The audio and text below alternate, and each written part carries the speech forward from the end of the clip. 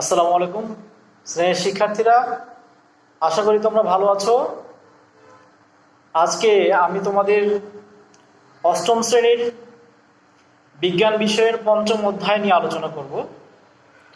এই পঞ্চম অধ্যায়ে তোমাদের সমন্বয় ও নিঃসরণ এই অধ্যায়টা নিয়ে আলোচনা করব। এখন সমন্বয় হলো যে উদ্ভিদের যে বিভিন্ন পর্যায় আছে, যেমন অঙ্কুরোদ্গম, এরপর পুষ্পায়ন, তারপর ফল সৃষ্টি, সুপ্তাবস্থা, বার্ধক্য অবস্থা প্রাপ্তি, এই বিভিন্ন বিষয়গুলা একটার সঙ্গে আরেকটার কার্যগুলোর মধ্যে একটি সমন্বয় আছে। অর্থাৎ একটা আরেকটার সঙ্গে যেভাবে কার্যগুলোর নিয়ন্ত্রণ হয়, এটাকে আমরা সমন্বয় বলতেছি। হ্যাঁ, যেমন উদ্ভিদের আমরা শীতকালে দেখতে পাই যে আমাদের দেশে শীতকালের আবহাওয়াটা যেমন একটু ভিন্ন ধরনের। এই সময় দেখা যায় উদ্ভিদের বৃদ্ধিটা একটু কম হয়। আবার গ্রীষ্মকালে আবহাওয়া এবং তাপমাত্রার প্রভাবকের ফলে, অর্থাৎ আবহাওয়া এবং তাপমাত্রার ফলে এই সময়টাতে উদ্ভিদের বৃদ্ধিটা একটু বেশি দেখা যায়। তো এই সকল বিভিন্ন বিষয়গুলোর মধ্যে আমরা একটা সমন্বয় দেখতে পাই।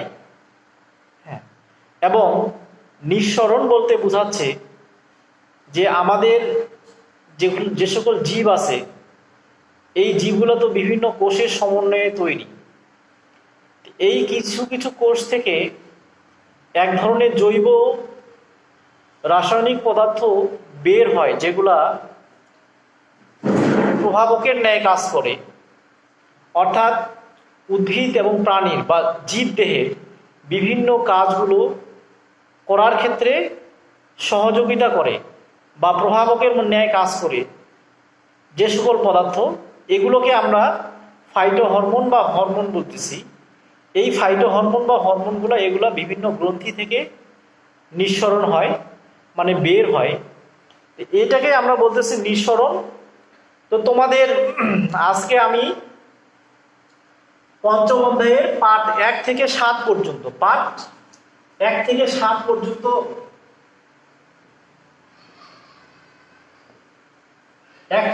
পর্যন্ত আলোচনা করব ইনশাআল্লাহ।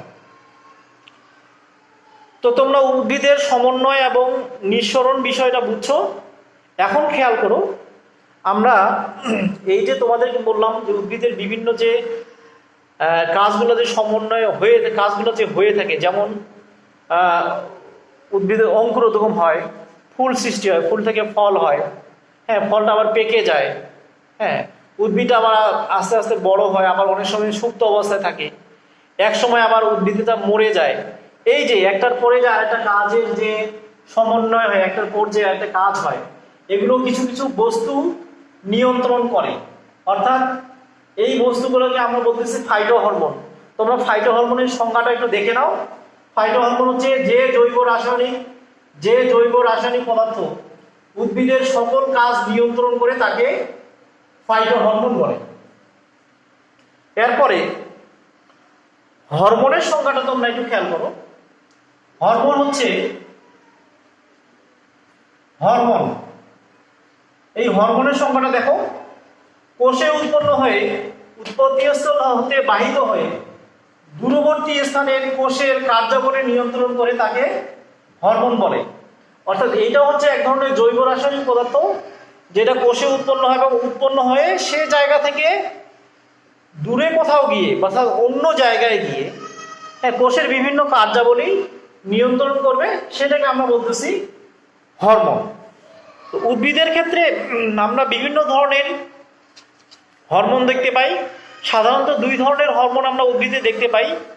একটা হচ্ছে বৃদ্ধি সহায়ক হরমোন আর বৃদ্ধি প্রতিবন্ধক হরমোন। তো বৃদ্ধি সহায়ক হরমোনগুলো হচ্ছে, আমি এখানে তোমাদের লিখে দিয়েছি যে বৃদ্ধি সহায়ক হরমোনগুলো হচ্ছে, খেয়াল করো, অক্সিন, জিব্রেলিন, সাইটোকাইনিন। তোমাদের বইয়ে এই 3 ধরনের বৃদ্ধি সহায়ক হরমোনের কথা উল্লেখ আছে। একটা হচ্ছে অক্সিন, জিব্রেলিন আর সাইটোকাইনিন। আর যেগুলো বৃদ্ধি প্রতিবন্ধক অর্থাৎ উদ্ভিদের বৃদ্ধিতে প্রতিবন্ধকতা সৃষ্টি করে সেগুলো হলো অ্যাবসাইসিক অ্যাসিড আর ইথিলিন। অ্যাবসাইসিক অ্যাসিড আর ইথিলিন, এই যে খেয়াল করো, অ্যাবসাইসিক অ্যাসিড আর এটা হচ্ছে কি ইথিলিন। এখন আমরা খেয়াল করো, তোমাদের যে আমি হরমোনগুলোর কথা বললাম, এগুলোর মধ্যে দুইটা হরমোন, বৃদ্ধি সহায়ক হরমোন, দুইটা বিষয়ে আলোচনা করব। একটা হচ্ছে অক্সিন, একটা হলো কি অক্সিন। এই অক্সিন বৃদ্ধি সহায়ক হরমোন অক্সিন। এই অক্সিন সম্পর্কে আলোচনা করব। অক্সিনটা হচ্ছে যে চার্লস ডারউইন সর্বপ্রথম এই অক্সিন হরমোনটা আবিষ্কার করেন। এই অক্সিন হরমোনের কাজ হচ্ছে যে অক্সিনের ফলে উদ্ভিদের বৃদ্ধি হয়, অর্থাৎ এটা যদি শাখা কলমে প্রয়োগ করা হয় তাহলে মূল গজায়, হ্যাঁ, এবং ফল পাকতে বিলম্বিত করে বা ফল ঝরে পড়তে বিলম্বিত করে। আমরা জানি যে অনেক সময় আমরা আম বা লিচু বা অন্যান্য ফল অনেক সময় আমরা দেরিতে পাই, হ্যাঁ, এই দেরিতে পাকায় তারা এক ধরনের হরমোন প্রয়োগ করে, সেটা হচ্ছে অক্সিন। এরপরে আসো জিব্রেলিন। জিব্রেলিন হলো, এটাও এক ধরনের বৃদ্ধি সহায়ক হরমোন। তাহলে এটা চারা গাছ, বীজপত্র এবং পত্রের বা পাতার বর্ধিষ্ণু যে সকল অঞ্চল আছে সেই অঞ্চলগুলোতে আমরা জিব্রেলিন হরমোনটা দেখতে পাই। এই জিব্রেলিন হরমোনের প্রভাবে উদ্ভিদের পর্বমধ্যগুলোর দৈর্ঘ্য বৃদ্ধি পায়। আর উদ্ভিদের যে পর্বমধ্য আছে, পর্বমধ্য মানে দুটো পর্বের মধ্যবর্তী অঞ্চল, দুটো পর্বের মধ্যবর্তী জায়গাকে বলা হচ্ছে পর্বমধ্য। এই পর্বমধ্যগুলার দৈর্ঘ্য বৃদ্ধি করে, অর্থাৎ পর্বমধ্য যখন দৈর্ঘ্য হবে তখন গাছ লম্বায় বাড়বে বা তার ডালপালাগুলা বেশি লম্বা হবে। এই পর্বমধ্যগুলোর দৈর্ঘ্য বৃদ্ধিতে সাহায্য করে কে? জিব্রেলিন। এরপরে দেখো, এটা সাধারণত আমরা দেখি যে রাস্তায়, আমরা দেখি যে রাস্তার ধারে গাছগুলা আমাদের, তোমরা যে মহাসড়কগুলো আছে এই মহাসড়কের দুই পাশে দেখবা যে গাছ লাগানো হয় এবং ওই গাছগুলো দেখবা যে খুব দ্রুত লম্বা হয়। হ্যাঁ, এটার কারণ হচ্ছে যে তারা এই গাছগুলোতে এই জিব্রেলিন হরমোন প্রয়োগ করে, এই জন্য গাছগুলো দেখা যায় যে দ্রুত লম্বা হয়। এবং এটার আরেকটা কাজ হচ্ছে যে বীজের সুপ্ত অবস্থা কাটাতে এটা কাজ করে। সুপ্ত অবস্থা অর্থাৎ বীজ যে সুপ্ত অবস্থায় থাকে, বীজ থেকে যে অঙ্কুরোদ্গম হয়, এই অঙ্কুরোদ্গম খুব দ্রুত ঘটাতে, মানে তাড়াতাড়ি অঙ্কুরোদ্গম ঘটাতে এই জিব্রেলিন হরমোনটা সহায়তা করে। এরপরে আসো, আমরা আরেক ধরনের হরমোনের কথা এখানে উল্লেখ করেছিলাম, সেটা হচ্ছে কি ইথিলিন। ইথিলিন তোমাদের বইয়ে দেওয়া আছে, দেখো খেয়াল করো একটু, তোমরা টেক্সট বইটা একটু ভালো করে খেয়াল করো, তাহলে এখানে সবকিছু দেওয়া আছে। এরপর আমি একটু আলোচনা করতেছি। ইথিলিন এটা হচ্ছে এক ধরনের গ্যাসীয় পদার্থ। হ্যাঁ, এটা ফল পাকাতে সাহায্য করে, অর্থাৎ ফল পাকাতে যেহেতু সাহায্য করে, তাহলে ফলটাকে, একটা ফল যখন হবে সেটা যদি না পাকতো তাহলে তো গাছ থেকে পড়তো না, অর্থাৎ এই পাকার ফলে গাছ থেকে এটা দ্রুত পড়ে যায় বা তাড়াতাড়ি ফল পাকাতে সাহায্য করে এই ইথিলিন হরমোন। হ্যাঁ, তো ইথিলিন হরমোন আমরা দেখো, ইথিলিন হরমোন এখানে দেওয়া আছে যে ইথিলিন পাতা, ফুল এবং ফলের ঝরে পড়াকে ত্বরান্বিত করে, অর্থাৎ ফল পড়ে যাওয়া বা ফুল থেকে ফল হওয়া এবং ফলকে পাকাতে সাহায্য করে এই ইথিলিন হরমোন। এরপরে দেখো, তোমাদের উদ্ভিদের আরেকটা অবস্থা আছে, যেটা হচ্ছে কি চলন। হ্যাঁ, বৃদ্ধি এবং চলন। চলন হচ্ছে যে একটা উদ্ভিদ যেদিকে বৃদ্ধি হয় সেটাকে আমরা বলতেছি তার চলন। এখানে চলনের একটা উদাহরণ দেওয়া আছে তোমাদের বইয়ে, তোমরা টেক্সট বুকে দেখলে খুঁজে পাবা যে একটা ঘরের মধ্যে একটা চারা গাছ রাখা হয়েছে। কিছুদিন পর তুমি যদি ঘরের জানালার কাছে একটা চারা গাছ রাখো এবং সেই জানালাটা তো খুলে দাও, জানালার মধ্যে দিয়ে যদি আলো বাতাস পর্যাপ্ত পরিমাণে আসে, তাহলে দেখবা যে তুমি যে ঘরের ভিতরে যে চারা গাছটা রাখছিল জানালার পাশে, সেটা ঘরের ভিতরের দিকে না বেড়ে জানালার দিকে বৃদ্ধি হয়ে, অর্থাৎ জানালা দিয়ে বাইরের দিকে যেতে যাবে। উদ্ভিদের এই যে বৃদ্ধিটা ঘটে, এই বৃদ্ধির এই যে জানালার দিকে বেড়ে যাচ্ছে বা জানালার দিকে তার বর্ধনটা ঘটতেছে, এইটাকে আমরা বলতেছি হচ্ছে চলন। তো এই চলনটা এই চলনটা কাজ করে মূলত, এই চলনের প্রভাবক হিসাবে কাজ করে কি আলো এবং তাপ। অর্থাৎ তোমাদের বইয়ে, তোমাদের টেক্সট বুকে তোমরা খেয়াল করো, 46 পৃষ্ঠার নিচের দিকে দেওয়া আছে একটা পরীক্ষা। এই পরীক্ষাটা তোমরা পড়লে ইনশাল্লাহ বুঝতে পারবে। তাহলে আমরা যে হরমোনগুলো আলোচনা করলাম, হ্যাঁ, এই হরমোনগুলার একটু কাজ বা ব্যবহার একটু দেখো। এই ব্যবহার হচ্ছে অক্সিন এবং অন্যান্য কৃত্রিম হরমোনগুলা শাখা কলমের মূল উৎপাদনে সাহায্য করে। শাখা কলম যে আছে, হ্যাঁ, আমরা বিভিন্ন ধরনের কলম করেছি, এই শাখা কলমের মূল উৎপাদনে সাহায্য করে। এরপর বলছে যে ইন্ডোল অ্যাসিটিক অ্যাসিড ক্ষতস্থান পূরণে সাহায্য করে। অর্থাৎ আমাদের উদ্ভিদে দেখো যে উদ্ভিদ চারা গাছ অনেক সময় দেখো যে কোনো ছাগল বা গরু খেয়ে ফেলে, হ্যাঁ, বা কোথাও ঘর্ষণ লেগে ছালটা উঠে যায়। এরপর আস্তে আস্তে দীর্ঘ সময়, কিছুদিন পর 6 মাস 8 মাস বা 1 বছর পর দেখা যায় যে সেই ক্ষতস্থানটা আর বোঝা যায় না। তাহলে এই ক্ষতস্থানটা পূরণে সহায়তা করে হচ্ছে ইন্ডোল অ্যাসিটিক অ্যাসিড।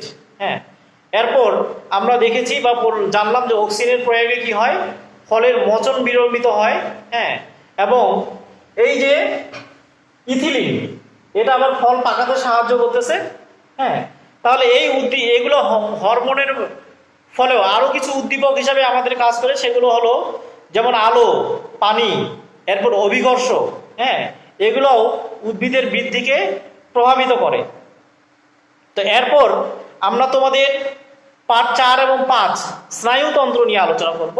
হ্যাঁ, স্নায়ুতন্ত্র, আমরা তন্ত্র বুঝেছি যে অঙ্গ থেকে একাধিক অঙ্গ, যে সকল অঙ্গ কোনো নির্দিষ্ট কাজে সহায়তা করে তাদেরকে সেই অঙ্গের সমষ্টিকে বলা হয় তন্ত্র। হ্যাঁ, তাহলে আমাদের যে স্নায়ুতন্ত্র আছে, এই স্নায়ুতন্ত্র নিয়ে আমরা একটু আলোচনা করব। হ্যাঁ, দেখো, স্নায়ুতন্ত্র হচ্ছে যে প্রাণীদেহের যে তন্ত্র দেহের বিভিন্ন অঙ্গের সংযোগ রক্ষা করে, বিভিন্ন জৈবিক কার্যাবলীর সমন্বয় সাধন করে এবং উদ্দীপনায় সাড়া দিয়ে উপযুক্ত প্রতিবন্ধন সৃষ্টির মাধ্যমে পরিবেশের সাথে সম্পর্ক রক্ষা করে, তাকে স্নায়ুতন্ত্র বলে। ভালো করে খেয়াল করো, স্নায়ুতন্ত্র হচ্ছে প্রাণীদেহের যে তন্ত্র বিভিন্ন অঙ্গের মধ্যে সংযোগ সাধন করে বা সংযোগ রক্ষা করে এবং বিভিন্ন জৈবিক কার্যাবলীর সমন্বয় সাধন করে এবং উদ্দীপনায় সাড়া দিয়ে উপযুক্ত প্রতিবেদন সৃষ্টির মাধ্যমে পরিবেশের সাথে সম্পর্ক রক্ষা করে, তাকে বলা হয় কি স্নায়ুতন্ত্র। তো স্নায়ুতন্ত্রের প্রধান অংশ হচ্ছে মস্তিষ্ক। তো মস্তিষ্ক বলতে আমরা কিন্তু এই যে মাথা, এইটাকে কিন্তু মস্তিষ্ক বলতেছি না। হ্যাঁ, মস্তিষ্ক বলতে আমরা সাধারণভাবে এই মাথাটাকে মস্তিষ্ক বলতে, মূলত মস্তিষ্ক কিন্তু এটা নয়। মস্তিষ্ক হচ্ছে আমরা যেটাকে মগজ বলে থাকি, খাঁটি বাংলা ভাষায় যেটাকে আমরা বলি মগজ, এই মগজটাকে আমরা মস্তিষ্ক বলছি। তোমরা খেয়াল করো, আমরা গরু জবাই বা খাসি জবাই বা মুরগি জবাইয়ের ফলে তার মাথার করটির মধ্যে, অর্থাৎ একটা শক্ত খুলি যে আছে, মাথার খুলি, এই খুলির ভিতরে যে নরম সাদা অংশটা দেখা পায়, একটু ভাঁজ ভাঁজ থাকে, এটাকেই বলতেছি আমরা মস্তিষ্ক বা ব্রেন। হ্যাঁ, এই মস্তিষ্ক এটা কিন্তু মূলত চর্বি দিয়ে গঠিত। হ্যাঁ, কিন্তু এই চর্বিটা, এটা এক ধরনের বিশেষ কোষ, সেই কোষটাকে আমরা বলতেছি নিউরন। হ্যাঁ, অর্থাৎ নিউরন হলো মস্তিষ্কের গঠন ও কার্যাবলীর একককে বলা হয় নিউরন। তো নিউরন সম্পর্কে আমরা এখন জানবো। আমি তোমাদের একটা নিউরনের চিত্র এখানে আর্ট করে দেখাচ্ছি, তোমরা একটু খেয়াল করো। দেখো, আমি তোমাদের নিউরনের একটা ছবি এঁকেছি। হ্যাঁ, এই নিউরনের আমরা বৈশিষ্ট্য কিছু আলোচনা করব। দেখো, নিউরন হচ্ছে যে নিউরন বা স্নায়ুকোষ হলো এটা দেহের দীর্ঘতম কোষ। এই নিউরন প্রায় 1 মিটার পর্যন্ত লম্বা হয়ে থাকে। হ্যাঁ, নিউরনের আরও একটা বৈশিষ্ট্য আছে, সেটা হচ্ছে যে নিউরনে কোনো সেন্ট্রিওল থাকে না। এই জন্য নিউরনের কিন্তু মানে বর্ধন বা এক একটা কোষ থেকে আরেকটা কোষ, যে প্রাণীকোষ সৃষ্টির যে সেন্ট্রিওল প্রয়োজন, এই নিউরনের মধ্যে সেন্ট্রিওল না থাকার কারণে আমাদের নিউরনের সংখ্যাটা বৃদ্ধি হয় না। নাহলে বয়স বাড়ার সঙ্গে সঙ্গে আমাদের যেমন জীব দেহটা আজকে থেকে আমরা ছোট ছোট বড় হচ্ছি, হ্যাঁ, বড় আমাদের জীব দেহটা অনেক বড় হচ্ছে, হাত পা গুলো বড় হচ্ছে, লম্বা হচ্ছে, নাক মুখ বড় হচ্ছে, লম্বা হচ্ছে, হ্যাঁ, কিন্তু আমাদের মস্তিষ্ক অর্থাৎ এই মাথাটা বা মগজটা এটা কিন্তু বর্ধন বা বৃদ্ধি ঘটে না। কারণ হচ্ছে এখানে কোনো সেন্ট্রিওল থাকে না। হ্যাঁ, তাহলে খেয়াল করো, আমি এখানে তোমাদের একটা নিউরনের ছবি এঁকেছি। এই নিউরনের তোমরা দেখতে পাচ্ছ নিউরনের মধ্যে কি নিউক্লিয়াস থাকে, সাইটোপ্লাজম থাকে।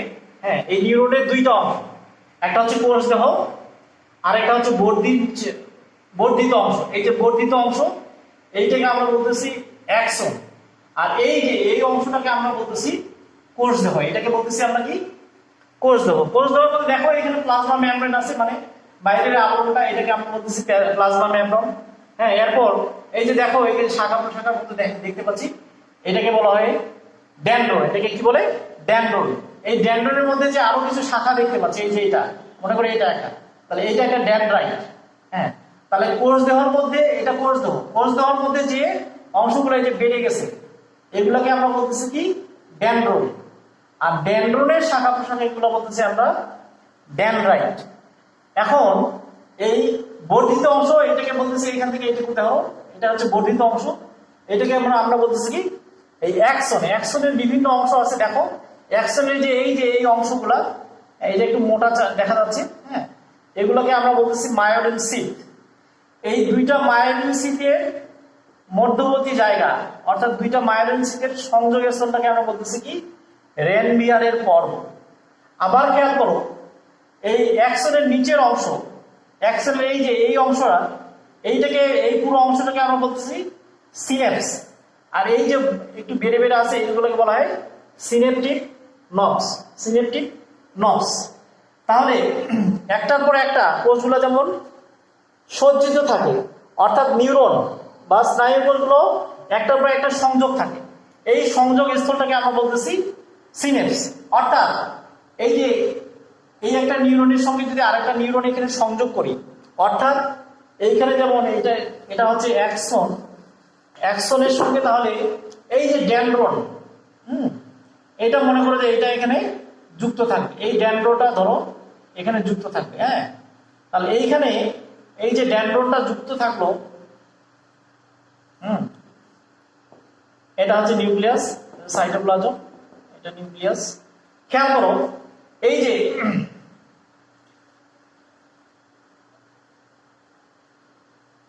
এটা হচ্ছে মায়োলিন সিট, অর্থাৎ এইটা হচ্ছে অ্যাকশন আর এইটা হচ্ছে ড্যান্ড্রন। তাহলে দেখো এইটা একটা নিউরন, এটা একটা নিউরন, তাহলে এই এক নিউরনের অ্যাকশনের সঙ্গে আরেক নিউরনের ড্যান্ড্রন যুক্ত থাকতেছে। তাহলে এই ড্যান্ড্রন গুলো যে জায়গায় যুক্ত হচ্ছে, অর্থাৎ অ্যাকশন এবং ড্যান্ড্রন এই দুটোর সংযোগ স্থলকে বলতেছি আমরা কি সিনেপস। এদের সংযোগ স্থলকে বলতেছি সিনেপস। তাহলে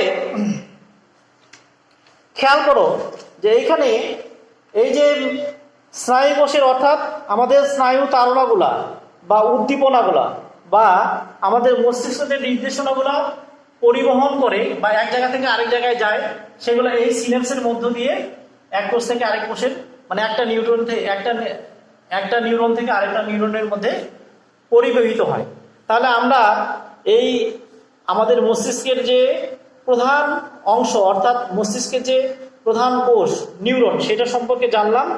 এখন এই স্নায়ুতন্ত্রকে তিন ভাগে ভাগ করা হয়েছে। একটা হচ্ছে কেন্দ্রীয় স্নায়ুতন্ত্র, একটা হচ্ছে কি কেন্দ্রীয় স্নায়ুতন্ত্র। খেয়াল করো স্নায়ুতন্ত্র তিন, এক হচ্ছে কি কেন্দ্রীয় স্নায়ুতন্ত্র, কেন্দ্রীয় স্নায়ুতন্ত্র এক নম্বর। তাহলে এই কেন্দ্রীয় স্নায়ুতন্ত্র, এরপর হচ্ছে কি দুই নম্বর হচ্ছে প্রান্তীয় স্নায়ুতন্ত্র, প্রান্তীয়,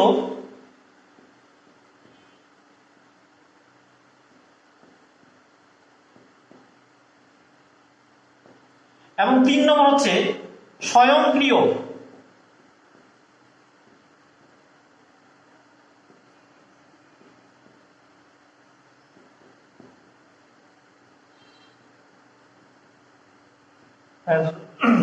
তাহলে আজকে আমরা কেন্দ্রীয় স্নায়ুতন্ত্র দেখো। কেন্দ্রীয় স্নায়ুতন্ত্র বলতে কেন্দ্রীয় স্নায়ুতন্ত্রের দুইটা অংশ, একটা হচ্ছে মস্তিষ্ক আর একটা হচ্ছে মেরুরজ্জু। কেন্দ্রীয় স্নায়ুতন্ত্রের দুইটা অংশ, একটা কি, একটা হচ্ছে মস্তিষ্ক, মস্তিষ্ক, আর 2 নম্বর হচ্ছে কি স্নায়ুরজ্জু। স্নায়ুরজ্জু। তো মস্তিষ্ক তো আমরা বুঝেছি, মস্তিষ্ক বলতে আমরা মগজটাকে বলতেছি, হ্যাঁ। আর এটা স্নায়ুরজ্জু হবে না, এটা হবে মেরুরজ্জু। এটা হবে মস্তিষ্ক আর একটা হচ্ছে মেরুরজ্জু। মেরুরজ্জু। তাহলে কেন্দ্রীয় স্নায়ুতন্ত্রের দুইটা অংশ, একটা হচ্ছে মস্তিষ্ক আর একটা হচ্ছে মেরুরজ্জু। মেরুরজ্জু হচ্ছে মেরুদণ্ডের হাড়ের মধ্যে যে অংশটা থাকে, আমরা মেরুদণ্ডের হাড়ের মধ্যে সাদা সাদা যে অংশগুলো দেখতে পাই, এটাকে বলা হচ্ছে মেরুরজ্জু। এটা কেন্দ্রীয় স্নায়ুতন্ত্রের অংশ। আমরা এখন কেন্দ্রীয় স্নায়ুতন্ত্রের একটা ভিডিও দেখব। সেই ভিডিওতে আমরা দেখব যে কেন্দ্রীয় স্নায়ুতন্ত্রের বিভিন্ন অংশগুলো এবং কোন অংশগুলো কি কি কাজ করে, সেই অংশগুলো আমরা এখন দেখব। তোমরা ভিডিওটা একটু ভালো করে খেয়াল করো। দেখো, মানুষের মস্তিষ্ক করটির মধ্যে সংরক্ষিত থাকে, অর্থাৎ মানুষের যে মাথার খুলি এটাকে বলা হচ্ছে করটি। আর এই আমাদের মগজটা, এটা 3টা অংশ নিয়ে গঠিত। একটা হচ্ছে ফর ব্রেন বা গুরু মস্তিষ্ক, মধ্য মস্তিষ্ক এবং লঘু মস্তিষ্ক বা হাইন্ড ব্রেন। এই গুরু মস্তিষ্ক আবার 3টা অংশ নিয়ে গঠিত। একটা হচ্ছে সেরিব্রাম, এরপর থ্যালামাস এবং হাইপোথ্যালামাস। এখন সেরিব্রামটা বাম এবং ডান 2টা খণ্ড নিয়ে গঠিত। বাম অংশটাকে বলা হয় বাম সেরিব্রাল হেমিস্ফিয়ার এবং ডান অংশটাকে বলা হয় ডান সেরিব্রাল হেমিস্ফিয়ার। মানব মস্তিষ্কের এই বাম অংশটা, বাম সেরিব্রাল হেমিস্ফিয়ারটা শরীরের ডান অংশটাকে নিয়ন্ত্রণ করে এবং ডান সেরিব্রাল অংশের বাম অংশকে নিয়ন্ত্রণ করে। এই যে সেরিব্রামের উপর অংশটাকে আমরা সেরিব্রাল কর্টেক্স বলতেছি। এই সেরিব্রাল কর্টেক্সের উপরের অংশ এটা ধূসর বর্ণের দেখতে, এটাকে এই জন্য গ্রে ম্যাটার বলা হয়। এবং এর মধ্যে অর্থাৎ ভিতরের অংশটা সাদা বর্ণের বা শ্বেত বর্ণের, এই জন্য এটাকে বলা হয় হোয়াইট ম্যাটার। এটা মূলত নিউরনের অ্যাকশন অংশ দিয়ে গঠিত। এটা মধ্য দিয়ে স্নায়ুতন্ত্র এক স্থান থেকে অন্য স্থানে যায়। ধূসর পদার্থের মধ্যে দেখো সেরিব্রামের বিভিন্ন অংশগুলো গুচ্ছ গুচ্ছ করে কেন্দ্র সৃষ্টি করতেছে। এইগুলোকে আমরা বলবো স্নায়ু কেন্দ্র। এই স্নায়ু কেন্দ্রগুলা এক একটা স্নায়ুকেন্দ্র এক এক ধরনের কাজ নিয়ন্ত্রণ করে। কোনো একটা স্নায়ুকেন্দ্র দেখা, কোনো একটা স্নায়ুকেন্দ্র শোনা, একটা স্নায়ুকেন্দ্র ঘ্রাণ, এরকম চিন্তা চেতনা, স্মৃতি, জ্ঞান, বুদ্ধি, বিবেক, পেশি চালনা, এগুলো এক একটা স্নায়ুকেন্দ্র এক একটা অংশ নিয়ন্ত্রণ করে। আর এই সবগুলাই গুরু মস্তিষ্কের মধ্যে অবস্থিত। এখন দেখো, সেরিব্রামের নিচের অংশ, এইটাকে বলা হয় থ্যালামাস। এই যে তোমরা দেখতে পাচ্ছ, এটাকে বলা হচ্ছে থ্যালামাস। এই থ্যালামাস হচ্ছে যে আমাদের লজ্জা, গরম, শীত, এরপর তাপ সংরক্ষণ, চলন, এটা নিয়ন্ত্রণ করে। এই থ্যালামাসটা এটা ধূসর বর্ণের পুঞ্জ দিয়ে গঠিত। এরপরে দেখো, থ্যালামাসের পরে থ্যালামাসের নিচের দিকে একটু, এইটাকে বলা হচ্ছে হাইপোথ্যালামাস। এই যে তীর চিহ্ন দিয়ে দেখানো হয়, এটা হাইপোথ্যালামাস। এই হাইপোথ্যালামাস মূলত আমাদের রাগ, লজ্জা, তাপ, ঘৃণা এবং পানির মাত্রা নিয়ন্ত্রণ করে। এছাড়া হাইপোথ্যালামাস আরেকটা কাজ করে, সেটা হচ্ছে আমাদের এই হাইপোথ্যালামাসের পাশে যে পিটুইটারি গ্রন্থি আছে, এন্ডোক্রাইন গ্ল্যান্ডস থেকে যে হরমোন নিঃসরণ হয়, এই হরমোন নিয়ন্ত্রণ করে হচ্ছে হাইপোথ্যালামাস। এখন দেখো, এই থ্যালামাস এবং সেরিব্রাম, এটা নিয়ে আমাদের গুরু মস্তিষ্ক গঠিত। এরপর আমরা খেয়াল করব মধ্য মস্তিষ্ক, অর্থাৎ আমাদের এই গুরু মস্তিষ্কের পরের অংশটা হচ্ছে মধ্য মস্তিষ্ক। এই মধ্য মস্তিষ্কটা এটা হচ্ছে যে থ্যালামাস এবং হাইপোথ্যালামাসের নিচে এবং আমাদের লঘু মস্তিষ্ক আছে এর মধ্যে। এই মধ্য মস্তিষ্ক বসে, এটাকে কর্পোরা কোয়াডিজাম, এই যে হলুদ রং দিয়ে দেখো নিচের দিকে দেখিয়ে দিয়েছি, কর্পোরা কোয়াডিজাম দিয়ে গঠিত। এইটার আবার 2টা অংশ আছে, একটা হচ্ছে টেগমেন আর টেগমেন্টাম। টেগমেন নিয়ন্ত্রণ করে দেখা মানে দৃষ্টিশক্তি, আর টেগমেন্টাম নিয়ন্ত্রণ করে শ্রবণ শক্তি। এরপরে আমরা ব্রেনের বা মস্তিষ্কের অপর যে অংশ অর্থাৎ হাইন্ড ব্রেন বা লঘু মস্তিষ্ক, এই লঘু মস্তিষ্ক নিয়ে আলোচনা করব। লঘু মস্তিষ্ক তিনটা অংশ নিয়ে গঠিত, একটা হচ্ছে সেরিব্রাম, পন্স আর মেডুলা। তোমরা খেয়াল করে এই যে লাল গোল চিহ্ন দিয়ে যেটা দেখানো হয়েছে এটাকে বলা হচ্ছে সেরিবেলাম। এটা ঝুলন্ত অবস্থায় থাকে, এটাও বাম এবং ডান দুইটা অংশ নিয়ে বিভক্ত। এই সেরিবেলামটা হচ্ছে যে আমাদের মনে করো যে শরীরের ভারসাম্য রক্ষা করে। হ্যাঁ, এরপরে দেখো এই সেরিবেলামের পাশে দেখতে পাচ্ছ তোমরা এই যে ছোট্ট লাল গোল চিহ্ন দিয়ে দেখা যাচ্ছে সেরিবেলামের অপোজিট দিকে, এটাকে বলা হচ্ছে পন্স। এই পন্সটাকে বলা হয় মস্তিষ্কের যোজক, কারণ এটা গুরু মস্তিষ্ক, লঘু মস্তিষ্ক এবং মধ্য মস্তিষ্ককে সুষুম্না শীর্ষকের সাথে সংযুক্ত করে। এরপরে দেখো মেডুলা অবলাঙ্গটা পন্সের নিচে যে লাল গোল চিহ্ন দিয়ে দেখা যাচ্ছে এটাকে বলা হচ্ছে মেডুলা অবলাঙ্গটা বা সুষুম্না শীর্ষক। এটাকে মস্তিষ্কের বোটাও বলা হয়। সুষুম্না শীর্ষক পন্সের নিম্নভাগ থেকে মেরুরজ্জুর উপরিভাগ পর্যন্ত বিস্তৃত, অর্থাৎ এটা মস্তিষ্ককে মেরুরজ্জুর সাথে সংযোজিত করে। এই জন্য সুষুম্না শীর্ষককে মস্তিষ্কের বোটা বলা হয়। মস্তিষ্কের এই অংশটা অর্থাৎ মেডুলা অবলাঙ্গটা আমাদের শরীরে হৃদস্পন্দন, খাদ্য গ্রহণ, শোষণ এই কাজগুলা নিয়ন্ত্রণ করে।